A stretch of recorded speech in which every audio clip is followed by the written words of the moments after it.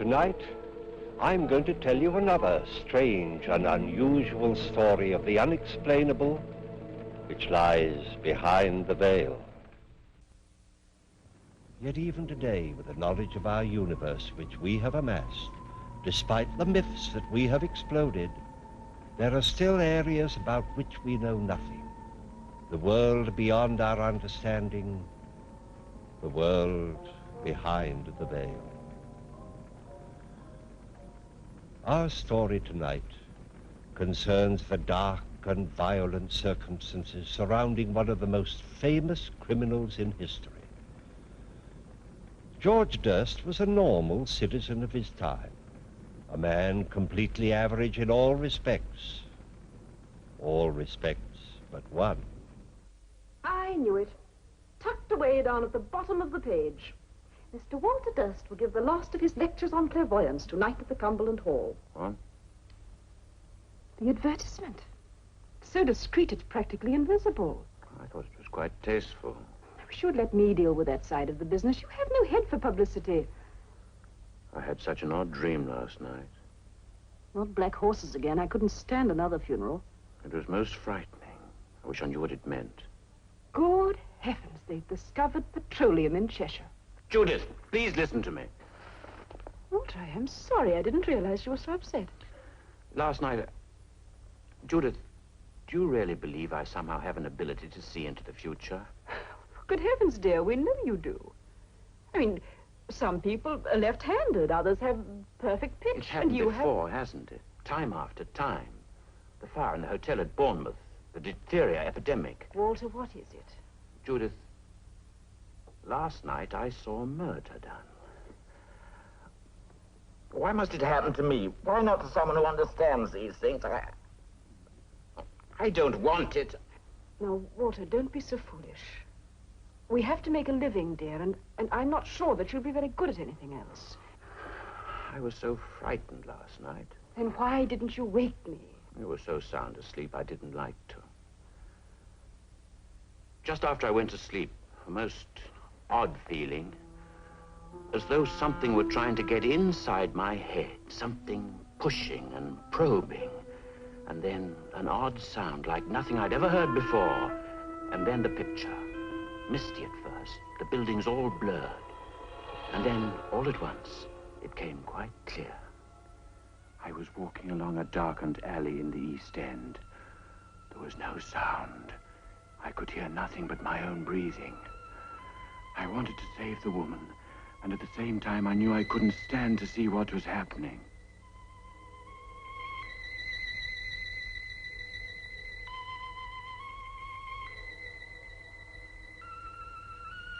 Suddenly I found myself outside some horrible drinking house.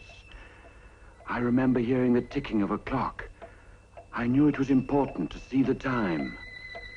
My body floated as though it were no more than mist, and the light at the corner of the lane seemed to draw me to it. I felt as if something were guiding me, begging me to look up at the street sign. Bucks Row. I saw it quite clearly, and yet I'd never even heard of the place before. I wish I knew what it all meant.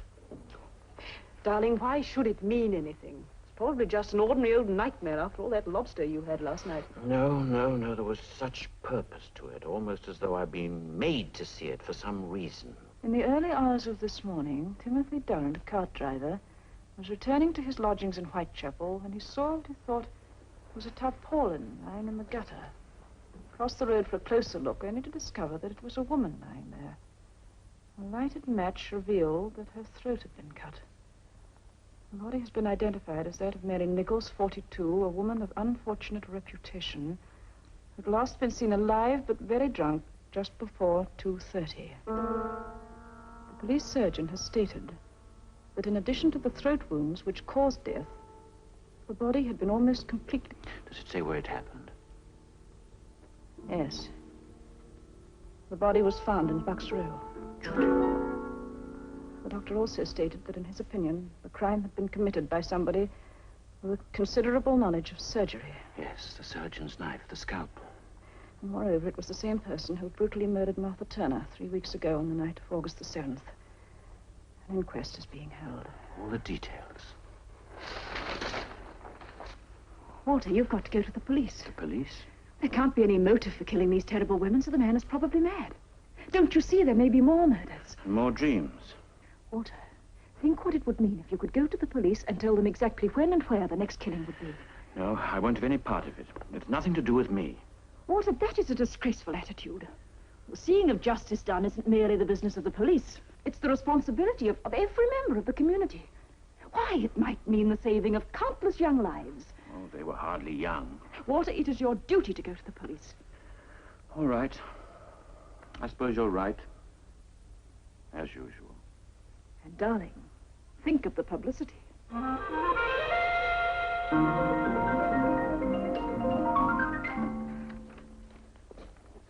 Yes, sir. Oh, good morning. I want to see someone about the Whitechapel murders. Oh, what connection? Well, it's rather a personal matter.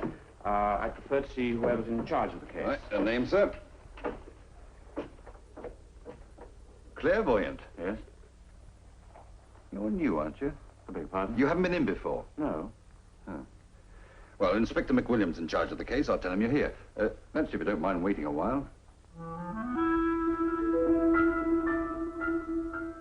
I mean, all those people have... A lot of money, sir. Brought them all out today. Gypsy Jim, One-Arm Nell, and the old lady with the crystal ball. She can tell us the identity of Jack the Ripper for a mere £50. Jack the Ripper? Well, that's what the newspapers have tagged him. Oh, we have them all, sir, especially on a case like this. But, Constable, I assure you I didn't come here because of any reward. Last night in a dream, I saw the exact circumstances of the Bucks Row murder. Several hours before it occurred. The time, the place, everything. Now, sir, you look a nice, sensible sort of gent. You know, the wife had the same trouble. Wake me up in the middle of the night, she would, just to tell me about these here dreams, so I got her some stuff called slumber pills. Only a cheap medicine, you know, but efficacious. Very efficacious. Never had any more trouble with her since. Thank you, Constable. I assure you'll have no more trouble with me either. Good morning. Emily, don't lag behind. I wish to see someone about Jack the Ripper. My little girl has some information I know will prove invaluable. Have a seat, It Mother. happened yesterday afternoon during my usual Tuesday seance. Emily was in rapport with Liate, her little Aztec friend, when suddenly there was a swirl of orange ectoplasm. A ghastly grinning face appeared. Charlatans! Charlatans! A city of millions, once teeming with life after dark, now becomes silent and deserted with the setting of the sun. Children are off the streets with the beginning of nightfall. Women go nowhere unless accompanied by their men. Doors are locked, windows boarded up. London becomes a city of panicking individuals, no man trusting his neighbor or friend. Newspapers demand in their boldest type the apprehension of this mad killer. The rewards mount. Every available police officer is on duty. Groups of men, self-appointed vigilante committees, hunt through dark streets and back alleys. But to no avail. The man they seek might well have been a ghost.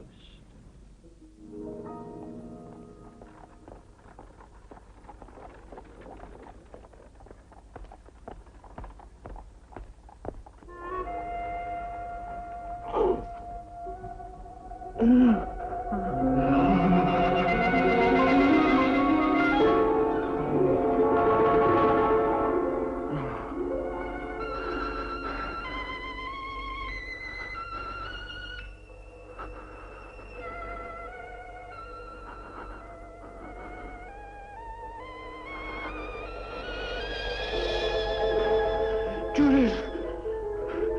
Judith! Judith! Walter? Look! Look at my hand! Look! It happened again. Quite suddenly. I saw the body. He'd cut an ear off. It was lying in the gutter. I picked it up. You see, the blood's still on my hand. Walt. No, I won't wipe it off. They can see it at Scotland Yard. It's a manifestation. They'll have to believe me. Walter, it's your blood. You must have What? dug your nails into the palm. No. I saw it, though. There was a red flower in her dress. And she had a bunch of grapes. And she was still clutching the bunch of grapes. My dear, you must eat something before you go. Go? Well, not the police.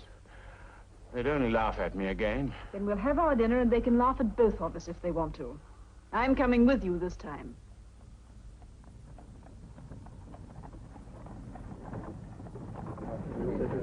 First, please, thank you. 2 pennies. Yes, madam. First, please. I think I've got some pennies. Change at Oxford Circus and take... What? He's here. I can feel it. Somewhere quite near. Oh, what are you talking about? Jack the Ripper. He's here on this bus. Where? I don't know, but I can feel the vibrations. It's the same man, the man in the dream. Regent Spock. Walter, are you certain? Of course. Then we must do something. Try to find him. It's vanishing. It's fading away. Regent Spock. Walter, quickly. Oh, it's Rudin.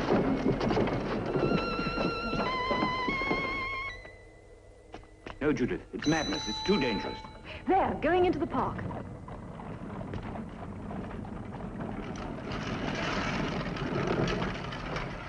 Walter, don't stop me. Which way did he go? I don't know. I can't feel it anymore. Well, try. Concentrate. You must. It's no use. He's gone. It just isn't there. Be so close. Well, I'm sorry. I couldn't help it. Besides, it would have been madness. Now, I think we ought to go and tell the police. Tell them what? Why, that Jack the Ripper's in the park. They might close the gates. Walter, sometimes I despair of you. Come on, we're going to Scotland Yard.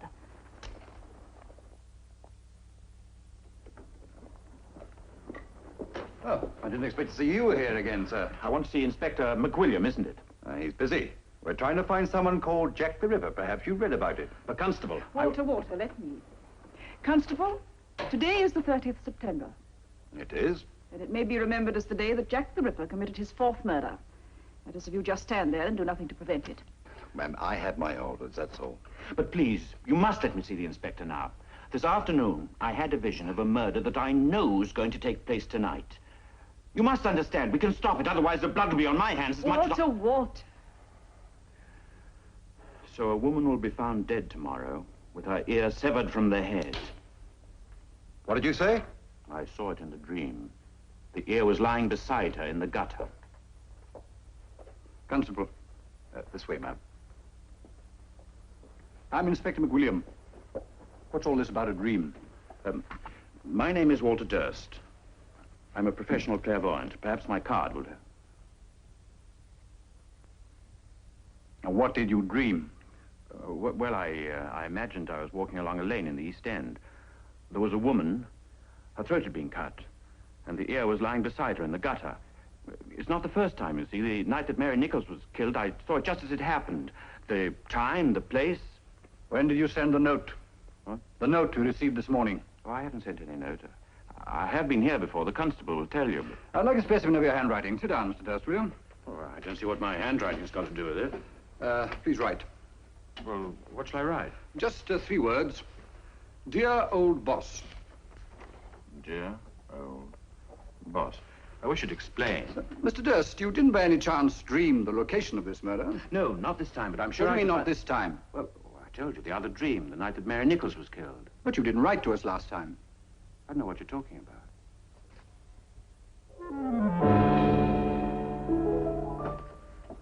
Then you must believe me, Inspector. I told you that I saw it.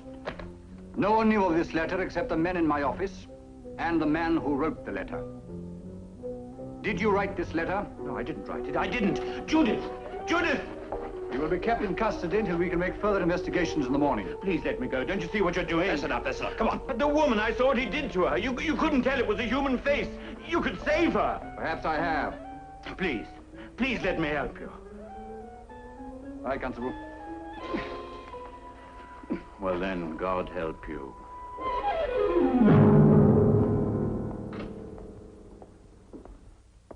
What time is it? Are you still awake? The time, please. They took my watch away. Oh, I don't know. It's a bit after 1. You better get some shut-eye. Not this night. Tell Inspector McWilliam to have a good night's rest. Tomorrow he may not sleep quite so easily.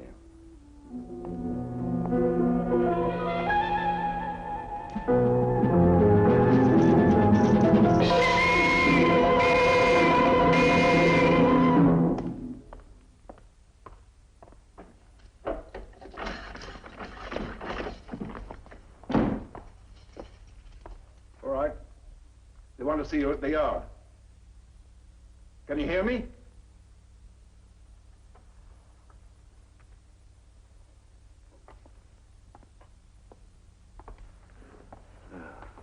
God, forgive them. Forgive them.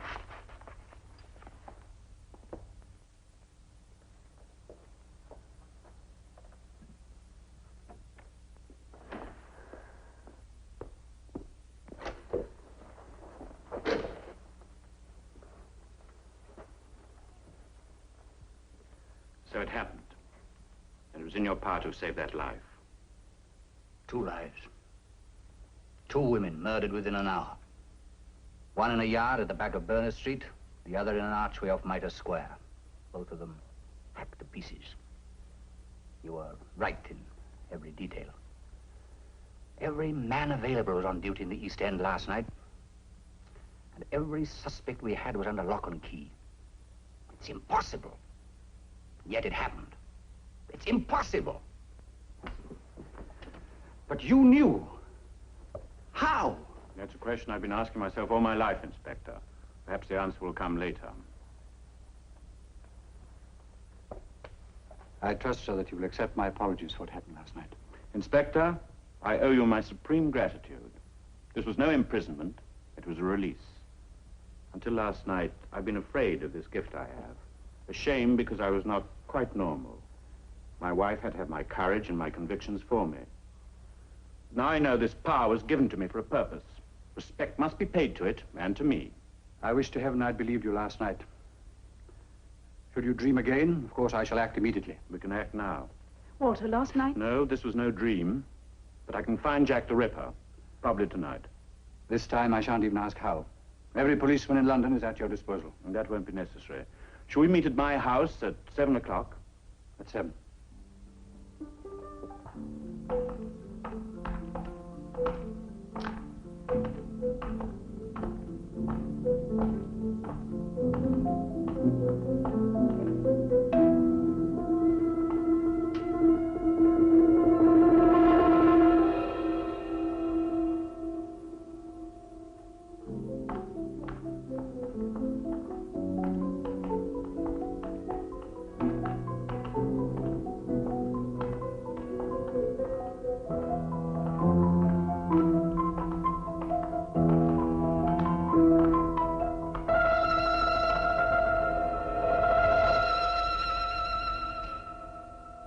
This is where the Ripper lives.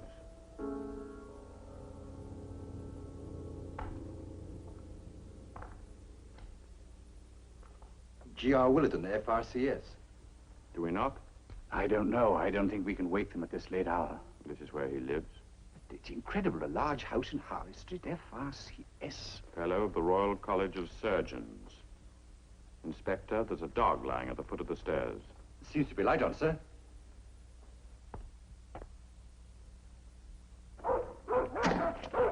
Hagen. Hagen, be quiet. Stop barking. Yes, what is it? We're from Scotland Yard. I'd like to speak to Mr. Willerton. Who is it? Mrs. Willerton? Yes?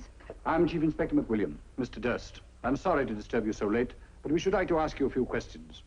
I must ask you to leave. It is very late. Mrs. Willerton, this concerns the Whitechapel murders. It would be very easy for me to get a search warrant. The police? Mr. Willerton? No. My name is Hatherley. I'm Mrs. Willerton's doctor. May I ask the reason for this visit? I would like to see Mr. Willerton. That's impossible. Will you come into the library, gentlemen?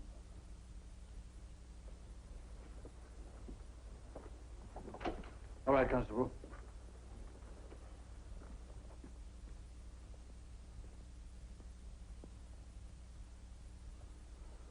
The funeral is tomorrow.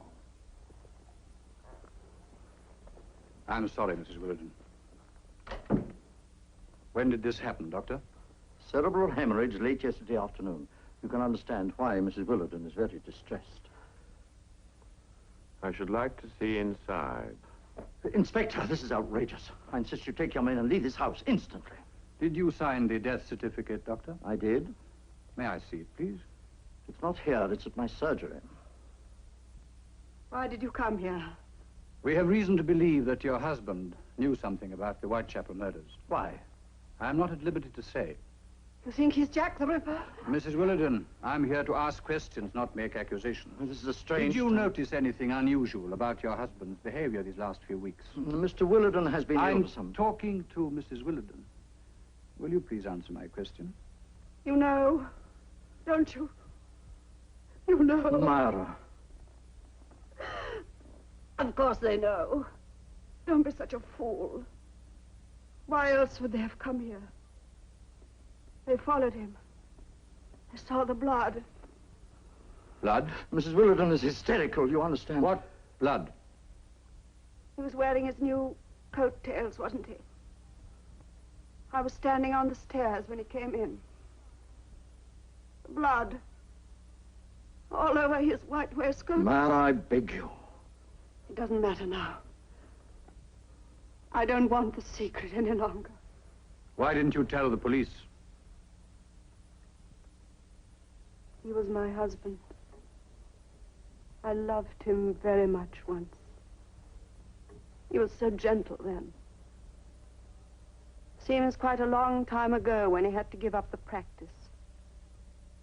It was terrible seeing the change in him. I wonder what made him do those things. One day I heard Pagan screaming down here in the library. He wasn't allowed in here at all. When I came in, he was sitting just over there, biting at his paw. There was a hatpin right through it. He used to love the dog so much, too. And there were the bats. You know that he paid boys off the street to catch bats for him. They'd bring them in a bag to the back door. I saw once what he did with them. He dipped them in paraffin and lit them so that he could see the poor burning things go flapping round his head, and he'd clap his hands and laugh like a child. Then at night, he began to go out.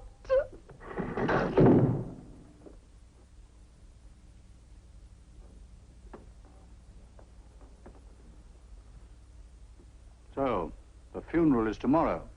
Yes, to all intents and purposes. The obituary notice has appeared in the Times, and a few relatives have been invited to a simple service in the morning. Where is he, Doctor?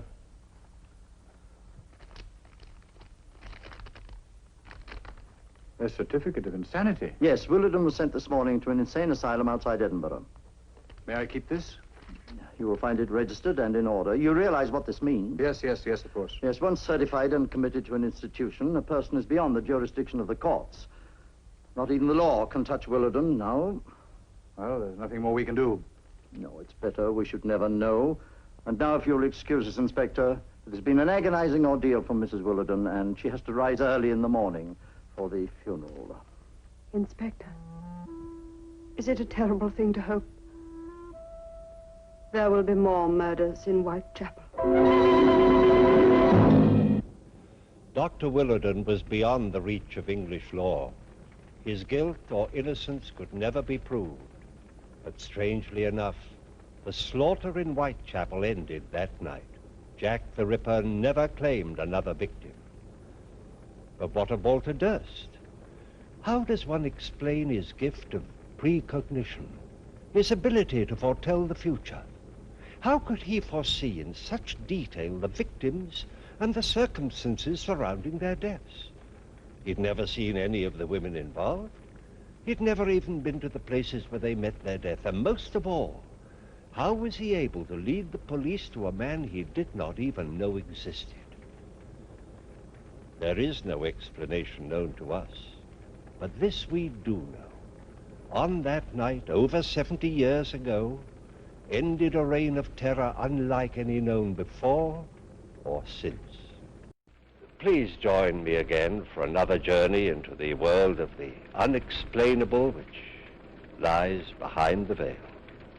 Good night.